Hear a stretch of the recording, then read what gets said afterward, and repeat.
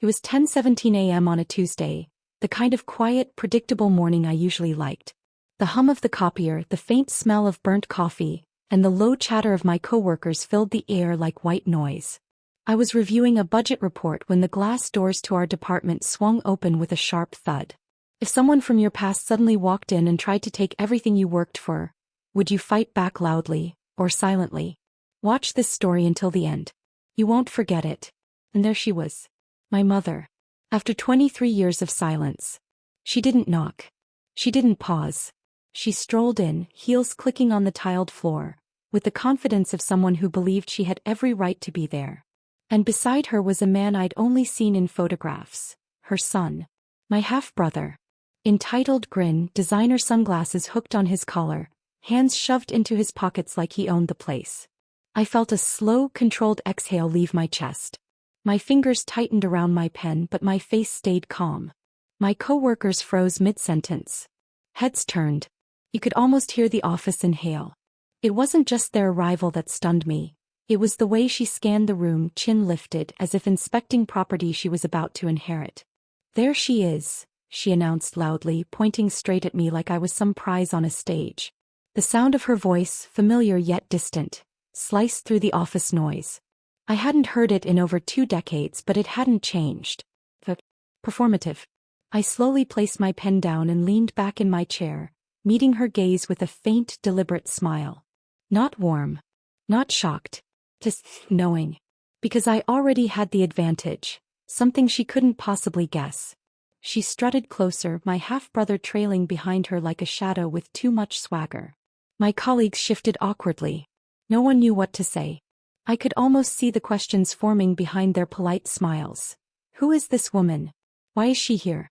I see you've done well for yourself, she said, loud enough for everyone in a 20-foot radius to hear. I looked up your salary. Impressive. You should be helping family. A wave of heat crawled up my neck, not from embarrassment but from the sheer audacity. She had shown up uninvited in front of my entire team, announcing my private income like a trophy she was entitled to. It's good to see you too, I replied evenly, my voice soft but steady. I watched a flicker of annoyance cross her face. She expected shock. Tears. A breakdown. She didn't get it. Her son, tall with that careless arrogance of someone who'd never worked a day in his life, leaned against the wall near the break room door. His smirk widened. $4,500 a month, he chimed in. That's what she said you should give. It's fair, isn't it? You can afford that. The room tilted into an uncomfortable silence. Phones stopped ringing. Even the intern at the front desk pretended to shuffle papers just to avoid eye contact. Inside my heart was pounding, not from fear but from something older. Bigger. Memory. 23 years of absence condensed into this ridiculous scene. But outwardly I was composed. Years of running departments had trained me well. You came all this way, I said slowly, folding my hands on the desk. To talk about money? Her expression didn't soften. She tilted her head, giving me that familiar you owe me look. To talk about family, she corrected smoothly. You've ignored us long enough. It's time you start supporting your brother. He's had a hard life. You owe him. There was the script she had prepared.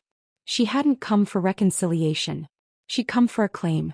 I stood up, my chair rolling back slightly. My movement broke the frozen posture of the office. People pretended to return to work, but their eyes followed us through reflected computer screens and angled mirrors. Can we talk in private? I asked. No need, she said brightly. I want everyone to hear. You've done well here. They should know you take care of your family. Her words were sugar-coated poison. She wanted witnesses, pressure, a public cornering. My pulse quickened, not with panic but focus. I mentally noted every line, every tone. 10:20 a.m. public confrontation. Witnesses present. Intentional humiliation. I motioned toward the hallway anyway. She didn't follow. She planted her feet in front of my desk like she owned the floor. Her son crossed his arms, amused, like he was watching a show that would end with me handing over a check. That's when I noticed something subtle. She wasn't looking at me anymore. She was scanning the office layout, the desks, the nameplates, the awards on the wall. As if cataloging everything she'd missed. Or maybe everything she wanted. I stepped closer to her, lowering my voice so only she could hear. You shouldn't have come here. I have every right, she whispered back, smile fixed for the onlookers. And soon everyone will know it. A chill ran down my spine, not from her words but from the clarity settling in my chest. He thought she was in control. She wasn't. I turned to my assistant. Can you give us a moment? She nodded quickly, ushering a few curious coworkers away. But not everyone left. A handful lingered in nearby cubicles, pretending to work but clearly listening. My mother didn't mind the audience. He wanted it. I've raised him alone, she declared suddenly, gesturing toward her son. While you were off building your career, we struggled. He's family. And family shares. Her son chuckled under his breath. Yeah, she said you're doing real well now. Time to pay up. The casual way he said it hit me harder than if he'd shouted. As if my life, my work, my sacrifices were nothing more than a bank account waiting to be tapped. I glanced at the wall clock. 10:24 a.m. 5 minutes and they turned my workplace into a stage. I smiled. Not out of amusement, but because I had already decided something in those silent seconds. This wouldn't end here. You should leave, I said firmly. Her smile faltered just for a second. Or what? I didn't answer. I didn't need to. Because while she was performing, I was observing. The way my coworkers shifted uneasily. The way she spoke like she was untouchable. And most importantly, the security camera above the reception area blinking its tiny red light, capturing every second. She didn't realize the advantage was already mine. This isn't over, she murmured, stepping closer so only I could hear. You'll see. I'm counting on it, I replied. For a moment our eyes locked. Hers were cold, calculating, used to winning arguments through volume and guilt. Mine were steady, colder now. The sun pushed off the wall. Let's go. She'll come around, he said, voice dripping with arrogance. They turned and walked out together just as boldly as they had entered. My colleagues released the collective breath they'd been holding. Someone muttered, "What was that?" under their breath. I didn't explain. I didn't need to. I stood there, hands resting lightly on the edge of my desk, feeling the quiet weight of what had just unfolded. The hallway door swung closed behind them with a soft click. And in that moment, beneath the fluorescent lights and the buzzing air conditioner, I knew exactly what I was going to do. Not loudly, not emotionally, but thoroughly. I stood by my desk for a moment after the door closed, letting the fluorescent hum settle around me. My hands rested lightly on the edge of the desk, but my mind was already moving. I didn't rush to the bathroom to cry or call a friend to vent. Instead, I reached for my notebook, one I kept tucked away in the bottom drawer, and flipped it open to a blank page. The pen hovered for a heartbeat before I began writing, carefully, deliberately. 10:17 a.m. Mother and half-brother arrived unannounced. 10:18 a.m. Public confrontation. Salary mentioned loudly. 10:20 a.m. Refused private conversation. 10:24 a.m. Left building. Every detail went down. Their exact words, their expressions, even the way my colleagues reacted. I knew from experience that when people try to intimidate you publicly, their memory suddenly turns foggy later. But paper remembers. Cameras remember. And so would I. As the office returned to its usual rhythm, I slipped the notebook back into the drawer and sat down, forcing myself to finish the budget report on my screen. Outwardly, it was just another Tuesday. Inwardly, I was drawing a quiet line. They thought that by embarrassing me, by shouting my salary across the room, they could shake me. But they underestimated how I operate. I don't scream. I document. Around lunchtime, I walked down the hall toward security. The air smelled faintly of disinfectant and microwaved soup. Marvin, our head of security, was behind the desk, half reading a newspaper. I'd known him for years. One of those steady, no-nonsense men who'd worked the building since before my promotion. "Marvin," I said with a polite smile. "I need to request yesterday's and today's visitor footage from the front entrance and the office floor."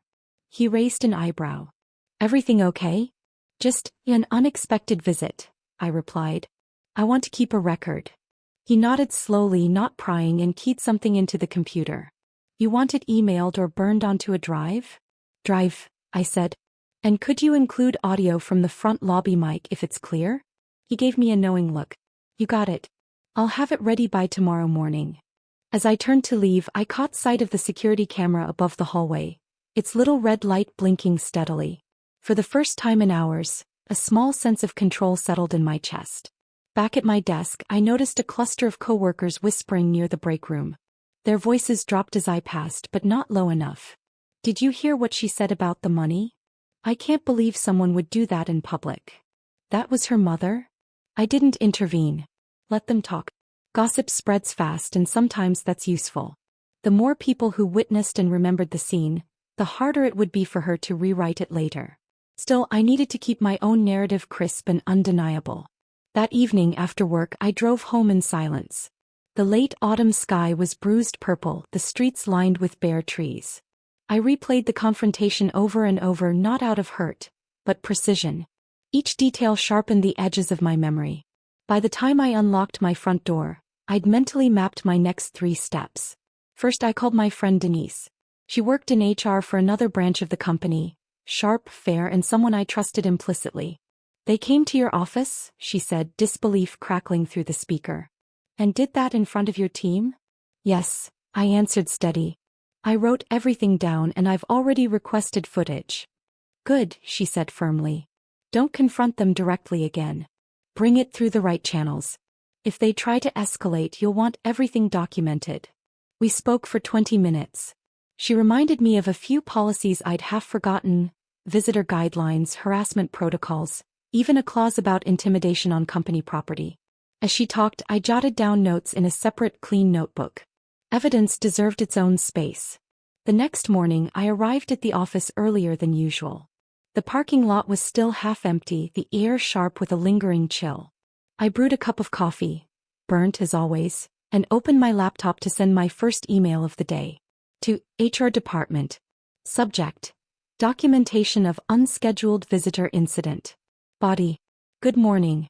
I am formally documenting an incident that took place in the office on date at approximately 10:17 a.m. involving 2 unannounced visitors, one of whom is a family member. Their arrival and behavior disrupted the workplace and involved inappropriate personal financial disclosures made publicly. I have noted times, witnesses, and have requested security footage. This message serves as the initial record of the event. My name. I read it twice before hitting send. No emotion. No accusations. Just facts. By 10 a.m., I had a reply from HR thanking me for the clear documentation and scheduling a preliminary conversation later in the week. One step at a time. Midday, as if on cue, my phone buzzed. Unknown number. I let it ring out. Seconds later, a voicemail notification appeared. Her voice filled my ear when I played it back. "You embarrassed me today. You're making this harder than it needs to be. We're family. Call me back or we'll have to handle this another way." Her tone was sweet on the surface, but I heard the steel underneath. I saved the voicemail immediately, forwarding it to my personal email and labeling it with the date. Evidence. Pure and simple. Over the next few days, more voicemails came. Some from her. Some from him. A few started out polite and slipped into threats halfway through. They thought persistence would wear me down. They didn't realize persistence just filled more pages in my file. One afternoon, I noticed a white envelope tucked under my windshield wiper. No name. Inside was a handwritten note. "You can't ignore us forever. $4,500 per month isn't a lot to ask. We know where to find you." I stood in the parking lot holding the paper, the wind cutting through my coat. My pulse quickened, not from fear but recognition. They were escalating. An escalation meant they were becoming careless. I slid the note into a clear plastic sleeve from my office supply drawer. Later that evening, I scanned it, backed it up to 2 drives, and stored the original in my home safe. Small incidents accumulated like snow on a rooftop. A call to my direct supervisor from a concerned family member. A neighbor mentioning someone had been asking questions near my building. A sudden friend request from her son on my private social media. I didn't confront any of it. Instead, I added it to the growing file. Dates, times, screenshots, call logs. Every single piece went into a chronological timeline that I updated nightly. It wasn't glamorous and it wasn't fast, but it was ironclad. One evening, as I sat at my dining table surrounded by papers, my neighbor Mrs. Clark knocked on the door. She's lived 2 houses down since before I moved in. a retired teacher with a keen eye for everything that happens on our street. "Honey," she said, leaning on her cane, "2 people came by earlier. Said they were looking for you." I didn't tell them anything, but the young man had a mouth on him. "Did they leave a card?" I asked. "Nope. But I told them I was calling the neighborhood watch if they didn't move along. They left." I thanked her, heart beating steadily. Another data point. Another witness. I walked her back to her porch and, once inside, added the conversation to my notes while it was still fresh in my mind. As the week unfolded, something shifted in me. At first, the documentation had been defensive, protective. But as the file grew thicker, my mindset changed. I wasn't just protecting myself anymore. I was preparing. Every email, every recording, every note was a brick in the wall I was building quietly, methodically. They thought they were applying pressure. They thought they were winning. But I was tightening the net. By Friday evening, I sat in my living room with a neat binder on the coffee table. Inside were detailed written accounts with timestamps, security footage from the day they arrived, copies of voicemails and text messages, the windshield note in a protective sleeve, HR email confirmations and scheduled meetings. I ran my fingers over the cover of the binder, feeling its weight. It wasn't just paper. It was control. They still believed they were the hunters circling me. But they didn't realize that every step they took brought them closer to a trap they couldn't see. And I wasn't rushing. Revenge doesn't need speed. It needs precision. I sat back on the couch, fingers resting lightly on the binder's cover. The house was quiet except for the faint ticking of the wall clock. Outside, a breeze rustled the dry leaves that had gathered along the curb. They thought they were closing in. They had no idea they were walking themselves deeper into a carefully built corner. And the best part? I didn't have to chase them. All I had to do was wait. The escalation started the very next morning. I was pouring my first cup of coffee when my phone buzzed. A voicemail again. But this time it wasn't a single message. It was 3 back-to-back, left between midnight and 2 a.m. My mother's voice filled the kitchen first. Soft, almost syrupy, the way she used to talk when she wanted something. "I don't know why you're making this so hard. You're embarrassing the family. We just want what's fair." Then her son. His tone was different. Sharper, with the arrogance of someone who'd never been told no before. "You think ignoring us is smart? You'll regret that. You're not better than us." I stood by the counter, listening carefully, the smell of freshly brewed coffee mingling with the metallic tang of early tension. The midnight calls weren't accidents. They were designed to catch me off guard. But instead of deleting them, I transferred each one to my external drive, labeling them by time and caller. Another neat entry in the growing archive. At work, the following day had a strange undercurrent. Whispers had grown louder since their visit. A few colleagues avoided eye contact, unsure how to approach me. Others came up with quiet, hesitant questions. "Are you okay? Was that really your mother?" I gave short, calm answers and moved on. I wasn't there to justify anything to anyone. But as I passed by the break room around mid-morning, I caught something different. The sound of my name in a conversation that stopped abruptly when I entered. 2 junior employees exchanged glances, guilty as children caught sneaking cookies. I didn't confront them. I simply smiled, took my tea from the counter and walked out. People talk. But people also remember what they talk about.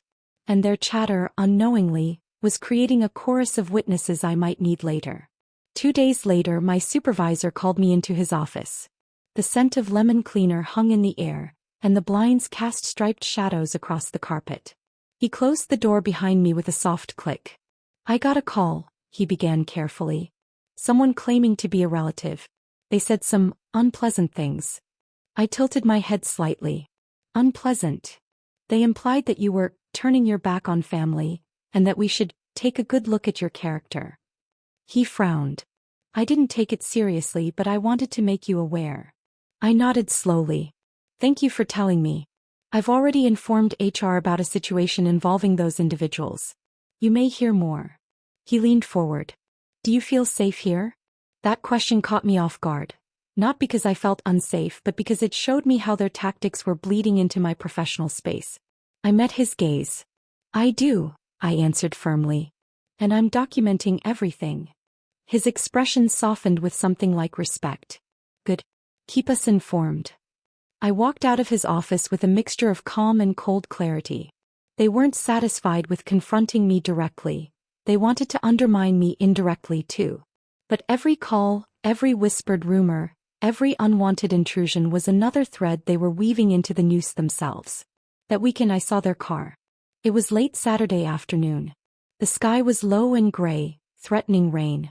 I was taking out the trash when a silver sedan slowed down at the end of my street. I recognized the license plate immediately. I'd memorized it during their first visit. It didn't stop, but it lingered just long enough for me to catch my mother's unmistakable profile in the passenger seat. I didn't wave. I didn't react. I calmly walked back inside, locked the door and wrote the date and time in my notes. Then I quietly pulled the small home security camera footage from my porch system and saved the file. Later that night, another voicemail arrived.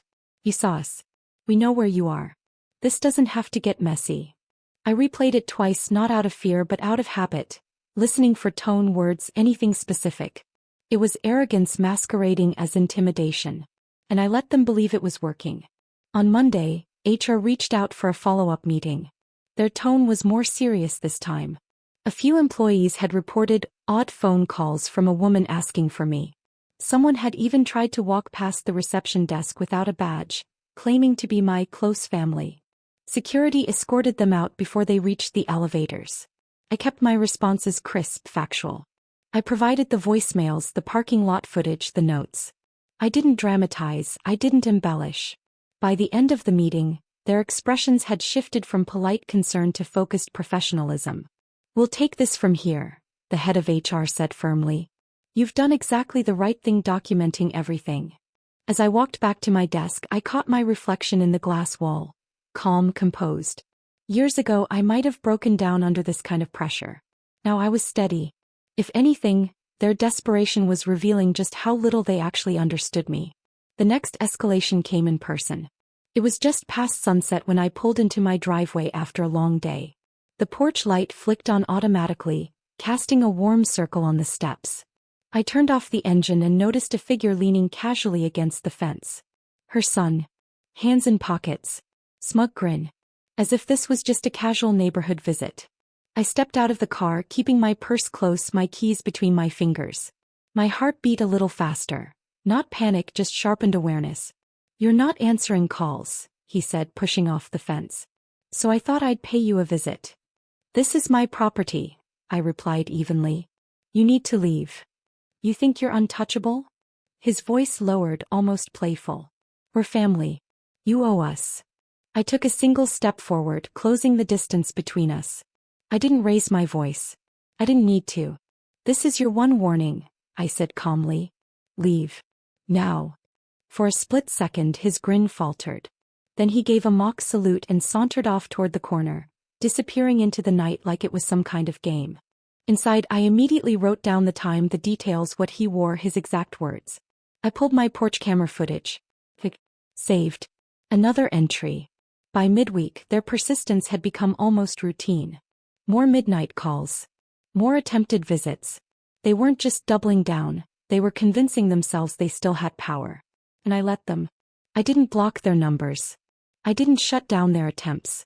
Every interaction was a breadcrumb, leading them deeper into a path they didn't even know I was paving. My neighbor Mrs. Clark noticed the increased traffic too. She knocked on my door with that sharp, teacherly look she had. "I've seen that car twice this week," she said. "If they keep it up, I'm calling the police." "Thank you," I said warmly. "I'm keeping track too." She nodded. "Good. They look like trouble." Her words settled over me like a quiet truth. They were trouble. But trouble is easy to catch when it keeps returning to the same place. The emotional weight hit me late one night as I sat at my dining table surrounded by papers and drives. There was a time decades ago when I might have begged for her attention. When I would have taken any scrap of approval she offered. That time was long gone. Now, every voicemail from her sounded like a stranger's voice. Every threat from him felt like noise bouncing off a wall I had built over years of surviving on my own. They thought intimidation would shake me. Instead, it only clarified my resolve. By the end of the third week, my file wasn't just a collection of evidence. It was a timeline of their unraveling. From office confrontations to late-night calls, parking lot sightings to doorstep encounters, Their pattern was clear. They were tightening the net around themselves. And I hadn't lifted a finger to stop them. I didn't need to chase them. I needed them to keep going. And they were doing exactly that. Every late-night voicemail, every accidental visit, every smug threat, they were laying the groundwork for me. Quietly. Unknowingly. And when HR finally called me in on that gray Thursday morning, I knew we'd reached the point of no return. The email arrived at 8:03 a.m. Subject: Scheduled meeting, visitor incident follow-up. Time: 10 a.m. Location: Conference Room B. I stared at the screen for a few seconds, then closed the email calmly. My coffee sat untouched beside me.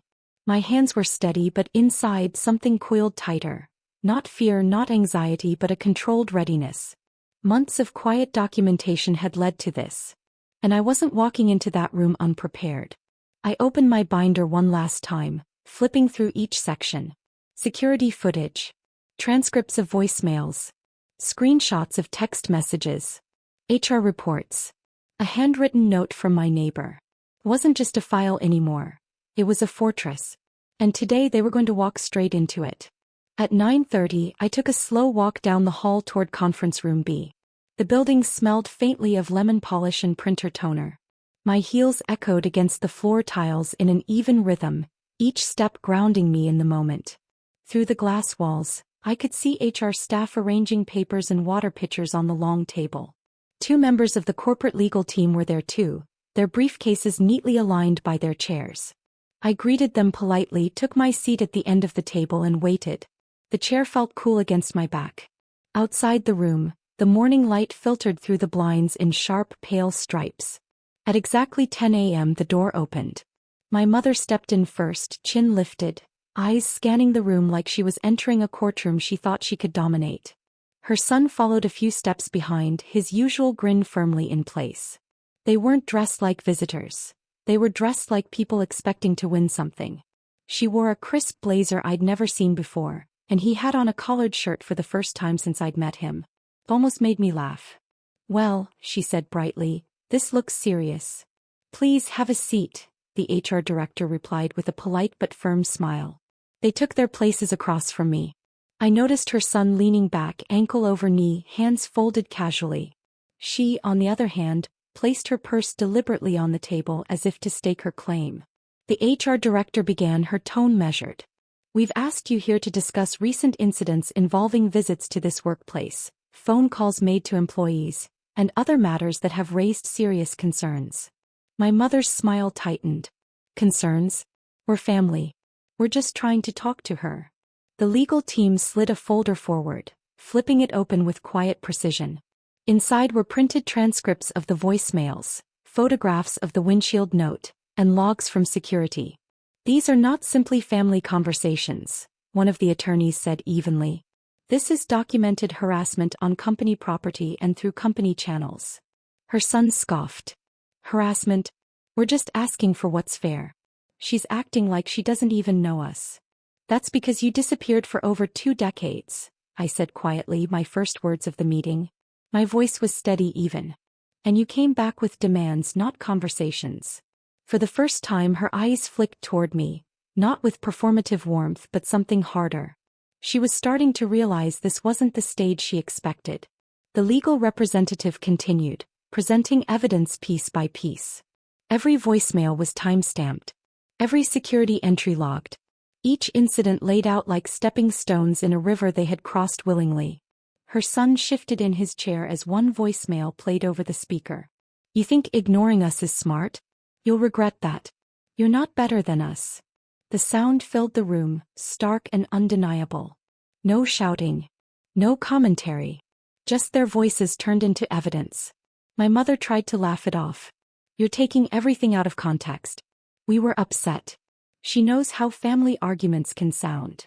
"This is not a family home," HR replied firmly. "This is a workplace. And your behavior here and beyond crosses multiple boundaries." Then came the part they didn't expect. The attorney pulled out a printed policy document. "Effective immediately, both of you are issued a no-contact directive regarding this employee on company property. If you attempt to visit, call, or interfere with her professional environment again, security will treat it as trespassing." We are also prepared to involve local authorities if necessary. Her son straightened up in his chair, suddenly less casual. You can't ban us from a building, he said, almost laughing. We can, the attorney replied calmly. And we just did. Her mother's voice sharpened. This is ridiculous. She's our blood. She's making a scene. I leaned forward slightly, meeting her gaze. No, you did, I said softly.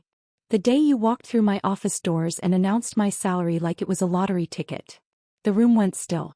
Her face twitched, just for a second, but it was enough to tell me she understood exactly what I meant.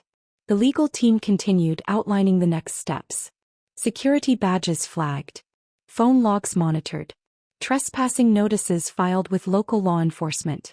Each point landed like a quiet hammer. My mother's smile was long gone by the time they were finished. Her son, arms now folded, glanced at her for cues that weren't coming. HR closed the folder with finality. This meeting is concluded. Any future contact should go through legal channels. They stood slowly, like actors realizing the script had changed mid-performance. My mother reached for her purse with shaking hands she tried to disguise. Her son muttered something under his breath, something about overreacting, but no one responded. As they stepped out of the room, I remained seated, letting the door close behind them. The sudden silence was almost physical. One of the legal representatives turned to me. You handled that very well, she said. Thank you, I replied. And I meant it. Not because I felt triumphant, but because everything I'd built quietly over weeks had held up under scrutiny. But it wasn't over. Not yet. Later that afternoon, security informed me they'd already flagged their license plate. If they tried to approach the building again, I'd be notified immediately. HR also arranged for a temporary escort to my car after hours, just in case. I didn't protest. Precaution wasn't weakness. It was strategy. Driving home that evening, the late sunlight cast long shadows across the road. My hands were relaxed on the steering wheel for the first time in weeks. But beneath that calm, a sharper awareness hummed. They hadn't expected to be cornered. And people like them don't take humiliation quietly. Sure enough, that night I received one final voicemail. It was her. Her tone was colder than I'd ever heard it. You think this is over? It isn't. You embarrassed us. You'll regret it. I played it twice, then saved it to my archive. Her words weren't a surprise. They were a confirmation. They weren't walking away quietly. They were regrouping. And I was ready for that too. The following morning, I arrived at work to find a sealed envelope in my mailbox. No return address. Inside was a single sentence scrawled in her handwriting. You turned this into a war. I traced the ink with my thumb, then folded it neatly back into the envelope. A war? One she'd stepped into without even looking down. In the days that followed, something interesting happened. The whispers in the office stopped. Colleagues who had once been hesitant now approached me with quiet nods or supportive smiles. A few even apologized for their earlier gossip. The company's stance had made it clear. This wasn't family drama. This was harassment handled through the proper channels. The power dynamic had shifted entirely. And as for my mother and her son, their arrogance had cracked that day in the conference room. They hadn't expected policies and procedures to be sharper than their words. But traps don't need force. They need patience. And on that day they walked straight into mine. They walked out of that conference room stripped of their arrogance, but they didn't realize it yet. They still believed they had the upper hand, that if they pushed harder I'd bend. But the truth was they were no longer fighting me. They were fighting the walls that had quietly closed around them. I folded the envelope with her handwriting, "You turned this into a war," and slipped it into the back of my binder. I didn't reply to the voicemail. I didn't call her back. I didn't run. I let silence do the talking. Because the moment they stepped out of that building, the real consequences began to unfold. 2 days later, HR notified me that a formal legal complaint had been filed on my behalf. Not by me, by the company. My meticulous documentation had given them everything they needed to pursue it through their legal channels. Trespassing violations, harassment evidence, security footage, company reputation concerns. I didn't have to draft a single letter. The system did the talking for me. The attorney assigned to my case, a woman in her 50s with steel gray hair and the calm of someone who'd seen everything, called me into her office. She slid a folder across the desk toward me. This, she said, is the official notice that has been sent to both individuals. Cease all contact. Any violation will escalate directly to law enforcement. I read the papers slowly. My mother's name. His name. The legal language was cool, precise, almost surgical. It wasn't emotional revenge. It was institutional. You built a very clean case, she added, a hint of admiration in her tone. Most people panic or act impulsively. You didn't. I've had a lifetime of practice, I said softly. She nodded as if she understood more than I was saying. A week later, the real twist came, not from me but from the world they had tried to manipulate. I received a call from Denise, my friend in HR at the other branch. You won't believe this, she said. The legal department got word that your mother tried to file a complaint against you. Said you were financially neglecting family and defaming them at work. I laughed quietly. Of course she did. They attached a handwritten letter, Denise continued. Full of contradictions. She claimed she barely contacted you, and that you overreacted. The timestamps alone tore it apart. Their attempt to flip the narrative didn't just fail, it backfired. The legal department didn't just dismiss it. They added it to the ongoing case as evidence of bad faith behavior. Every lie they told dug them deeper. Meanwhile, in my personal life, things began to settle into an almost eerie calm. The midnight calls stopped abruptly after the legal notices were delivered. The silver sedan disappeared from my street. My neighbors, who'd been wary at first, began to nod with quiet approval when they saw me. Mrs. Clark stopped me on my morning walk one day. I read something in the local community bulletin, she said, lowering her voice conspiratorially. Something about 2 people banned from a corporate building for harassment. Their description sounded familiar. I smiled faintly. Maybe it was. Good, she said firmly, tapping her cane against the sidewalk. Some people need to learn boundaries. Her simple statement carried the weight of generations of women who'd had to endure in silence. But I wasn't enduring anymore. I was dismantling. The next domino fell when the journalist friend I'd quietly sent evidence to weeks earlier reached out. She'd been working on a feature about financial extortion within families, a pattern that often targeted women who had built stable careers later in life. I have everything I need, she said. Would you allow me to run the story anonymously? I hesitated for a moment. Not out of fear but calculation. The story wouldn't use names, but the details would be familiar to anyone involved. And the truth? They had exposed themselves long before I ever said a word. Yes, I said finally. Do it. 2 weeks later, the article went live. When family turns into extortionists, a silent epidemic. It wasn't sensationalized. It was factual, thoughtful, devastatingly clear. Real voicemails with identities redacted. Real letters. Real harassment. My story was one of several featured, but it was the one that spread. People recognized themselves in it. Women sent emails to the journalist sharing their own stories. And my mother and her son? They recognized themselves too. I knew the exact moment they did because my phone lit up with one last voicemail. How could you do this to us? She hissed. You're ruining our name. I saved it without listening to the rest. I didn't respond. Their name was ruined by their own actions. I had simply stopped covering for them. Not long after, a neighbor mentioned offhand that my mother's son had been turned away from a job interview at a nearby business. Apparently, they ran a background check and the legal case had surfaced in a routine search. A trespassing notice tied to harassment. No company wanted that liability. I didn't celebrate out loud. I didn't need to. My victory wasn't loud. It was the kind that echoed in silence in the spaces where their power used to be. Emotionally, the strangest moment came one quiet evening when I sat alone at my dining table, the same table where I'd once built that binder of evidence. Now the binder lay closed, tucked away on a shelf. I ran my fingers along its spine, remembering the months of fear, anger, calculation, and patience that had led here. For the first time in a long time, I wasn't waiting for the next shoe to drop. It had already dropped, squarely on them. I realized then that revenge hadn't been a single action. It had been a quiet transformation. I had shifted from the woman who froze when they stormed into my office, to the woman who calmly built a wall they couldn't climb. The final resolution came not with a confrontation but with paperwork. One crisp morning I received a certified letter from their lawyer. It was short. They were discontinuing all contact. They wished to resolve matters amicably moving forward. I laughed out loud in my kitchen. It wasn't kindness, it was surrender disguised as diplomacy. They had lost. Not through shouting or dramatic scenes or revenge plotted in shadows. They lost because the world they underestimated had rules. And I had learned how to use them. Weeks later, as autumn shifted toward winter, I walked through my office lobby with a lightness I hadn't felt in years. The security guard nodded at me with a quiet grin. Coworkers greeted me without hesitation.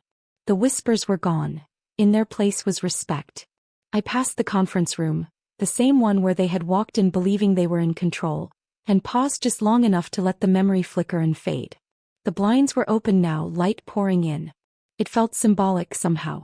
Like a window that had once been shadowed had finally been pulled wide open. Before I left that day, I slipped a single note into the back of my binder. I didn't need to shout. I just needed to stand still long enough for the truth to speak. It wasn't dramatic. It wasn't cinematic. It was quiet, steady, earned. The kind of ending that didn't need applause, only understanding. Looking back, I realized something important. For years, I believed silence was weakness. That not reacting meant being powerless. But this time, silence wasn't weakness. It was strategy. And it was devastating. They tried to control the narrative through guilt, intimidation, and noise. I controlled it through patience, precision, and truth. And in the end, the system didn't just protect me, it buried them. The night the article won a local journalism award, Denise sent me a simple text. "You did it." I stared at the screen, smiling quietly. No fireworks. No drama. Just a woman at 65, sitting in her living room with a cup of tea and the knowledge that she had taken back everything they tried to claim. The revenge was complete. Not through destruction but through undeniable reality. They wrote their downfall themselves. I simply handed the pen to the right people. And that, I thought as I turned off the light, was far louder than any shout could ever be. If this story moved you, subscribe for more dark, emotional revenge stories that speak to strong women like you. Every week, a new story. Join us.